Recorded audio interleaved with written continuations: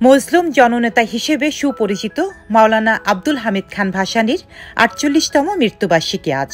তিনি ১৯৭৬ সালের ১৭ নভেম্বর চিকিৎসাধীন অবস্থায় মৃত্যুবরণ করেন। আব্দুল হামিদ খান ভাসানী ১৮৮০ সালের ১২ ডিসেম্বর সিরাজগঞ্জের ধানগড়া গ্রামে জন্মগ্রহণ করেন। তার ডাকনাম ছিল চ্যাগামিয়া, তবে তিনি লাল মৌলানা হিসেবেও সমধিক পরিচিত।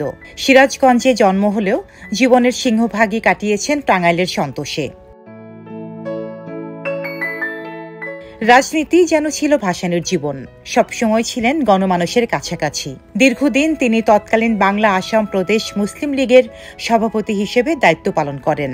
১৯৫৪ সালের নির্বাচনে যুক্তফ্রন্ট গঠনকারী প্রধান নেতাদের মধ্যে অন্যতম ছিলেন তিনি।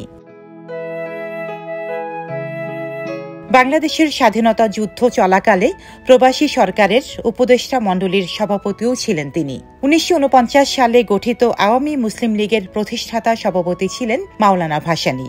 পরে ১৯৫৭ সালের ২৪ জুন ভাসানীর সঙ্গে আওয়ামী লীগের সম্পর্কের স্থায়ী বিচ্ছেদ ঘটে। জাতীয় সংকটে জনগণের পাশে থেকে মাওলানা ভাসানী দুর্বার আন্দোলন গড়ে তুলতে জনগণকে উদ্বুদ্ধ করতেন। দীর্ঘ কর্মজীবনে দেশ ও জনগণের জন্য নিঃস্বার্থভাবে কাজ করে গেছেন। ব্যক্তি জীবনে ছিলেন নির্মোহ, অনাড়ম্বর ও অত্যন্ত সাদাসিধে। শোষণ ও বঞ্চনাহীন, প্রগতিশীল, গণতান্ত্রিক, অসাম্প্রদায়িক বাংলাদেশ গঠনের জন্য ভাসানী আজীবন সংগ্রাম করে গেছেন। শেখ মুজিবুর রহমানের সঙ্গে তার আদর্শিক ঐক্য ও রাজনৈতিক ঘনিষ্ঠতা ছিল।